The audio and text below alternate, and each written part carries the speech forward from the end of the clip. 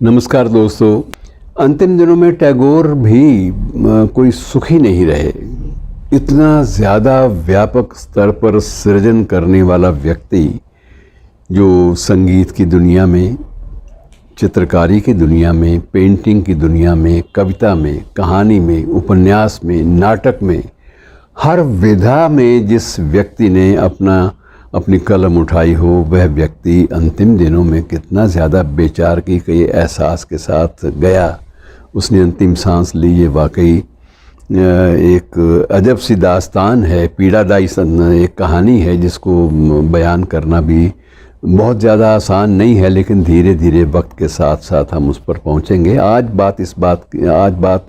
जो केंद्रित होगी वो इस बात पर होगी कि वो वहाँ एक केमिस्ट शॉप थी जो टैगोर की दवाइयाँ सप्लाई किया करती थी। केमिस्ट शॉप शांति निकेतन में नहीं थी, वो बोलपुर में थी। शांति निकेतन जिस कस्बे के नज़दीक पड़ता है वो बोलपुर है,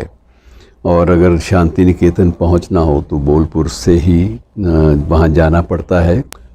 तो उन दिनों में मित्रों बोलपुर के पास ही, क्योंकि ये उत्तरी कलकत्ता के नज़दीक उसी मार्ग पे पड़ता है, तो उत्तरी कलकत्ता के जिस मार्ग से बोलपुर की ओर रोड मुड़ती है, उन दिनों में सिर्फ केवल 2 दुकानें थीं। एक का नाम था माधव एंड कंपनी और दूसरी का महात्मा एंड कंपनी। अब कालांतर में ये बात हो गई, काफ़ी वर्ष पुरानी 1941 की बात है, और जो ये महात्मा एंड कंपनी है उसके जो वर्तमान जो संचालक हैं वो बताते थे कि मैं जब मेरे पिता की डेथ हुई तो मैं सिर्फ 6 वर्ष का था, और उसके बाद मैंने बैठना शुरू किया, और मेरे होते हुए उनकी अंतिम जो प्रेस्क्रिप्शन थी, टैगोर के इलाज की दवाइयों की अंतिम जो पर्ची थी, वो मेरे पास आज भी सुरक्षित है। और अंतिम पर्ची को भी देखने के लिए अब शोधार्थी और कई बार शांति निकेतन के छात्र वहाँ पहुँच जाते हैं, क्योंकि हर चीज़ के साथ एक संबंध जुड़ा होता है। हालांकि मेडिकल शॉप की किसी प्रेस्क्रिप्शन के साथ टैगोर का संबंध जोड़ना बेहद मुश्किल है, लेकिन टैगोर के साथ जो भी चीज़ जुड़ गई, चाहे वो छोटी है या बड़ी है, उसका एक प्रकार से विशेष महत्व शोधार्थियों के लिए हो जाता है।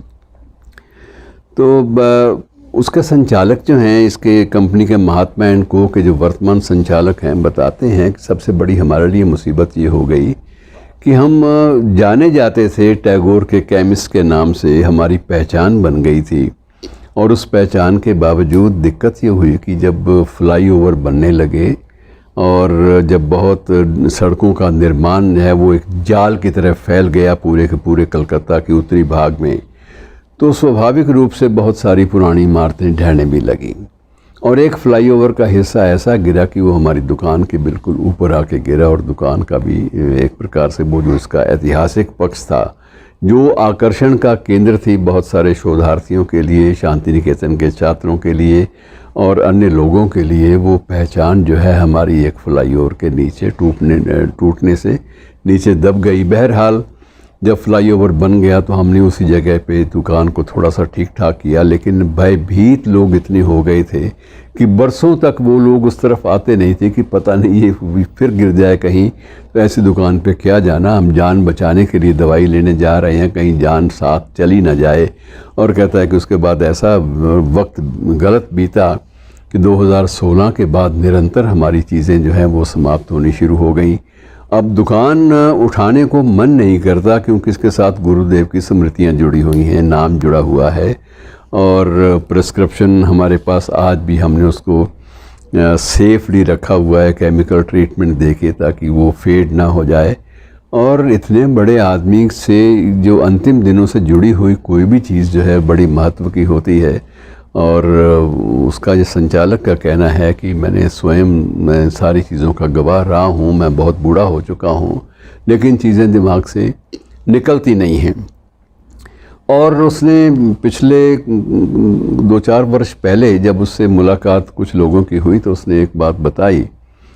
कि टैगोर अंतिम दिनों में कितने कष्टदायी ज़िंदगी से बीते थे, उन्होंने कितने कष्ट सहे अंतिम दिनों में।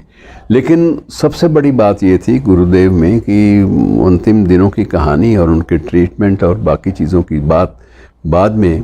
लेकिन सबसे बड़ी बात ये थी जो उसने भी नोट की और वो जो वहाँ प्रचलित भी है, वो ये थे कि कोई व्यक्ति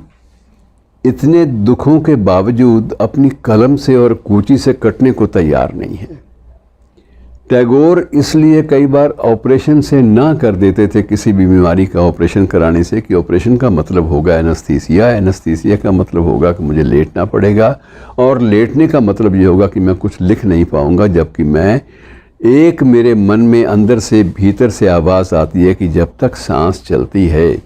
तब तक न कलम छूटे और ना ही हाथ से कूची छूटे। ये दोनों चीज़ें मैं छोड़ नहीं सकता, इसलिए मैं सही ढंग से इलाज कराने के पक्ष में भी नहीं हूँ। और टैगोर की इस हठ ने, इसी ज़िद ने उनकी ज़िंदगी का सोपान जो था उसको कम किया, छोटा किया। लेकिन इसके बावजूद मित्रों, जो प्रश्न पैदा होता है वो ये है कि कोई भी व्यक्ति सृजन से, अपने सृजन के साथ इतना कैसे जुड़ सकता है कि उसको ना तो ज़िंदगी की पीड़ाएं याद रहें शरीर की, और ना ही उसको ये याद रहे कि अगर मैंने सही समय पर इलाज नहीं कराया तो इसका कितना खमियाजा उसके आसपास की चीज़ों को भुगतना पड़ेगा। टैगोर मूल रूप से वो नहीं थे कि पोजेसिव नहीं थे, उनके मन में कभी ये ख्याल नहीं आया कि शांति निकेतन उनके बिना समाप्त हो जाएगा। वो जो मन में परिकल्पना आई उन्होंने वो कर दिया। अपनी ज़मीन थी, अपनी संपत्ति थी, सारी की सारी दान कर दी। उसके बाद एक ट्रस्ट बन गया और एक संस्थान का स्वरूप सामने आ गया। वो सारी चीज़ें ठीक हैं, लेकिन टैगोर ने कभी इस बात का प्रयास नहीं किया कि वो ज़िंदगी को किसी तरह से दरहम बरहम होने दे। और उन्होंने हमेशा इस बात के लिए कोशिश की कि जीवन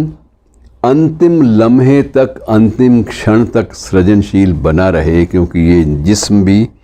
दोबारा किस रूप में मिलेगा कोई पता नहीं है, और जिस रूप में मिलेगा उस रूप में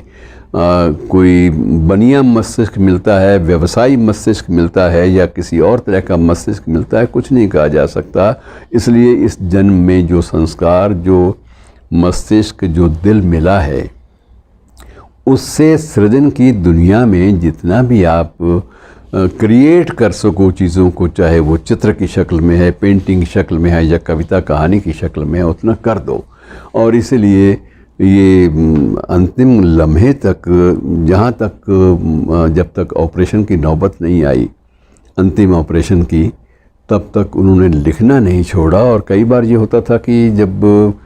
उठ नहीं पाते थे बिस्तर से, तो उस वक्त एक स्टेनो रख दिया गया कि आपने अगर नहीं बास आना, आपने लिखना ही है, तो आप डिक्टेट करा दो उसको। और टैगोर धीरे धीरे आराम से जो जो उनकी अनुभूतियाँ होती थी, जो जो अंदर से एक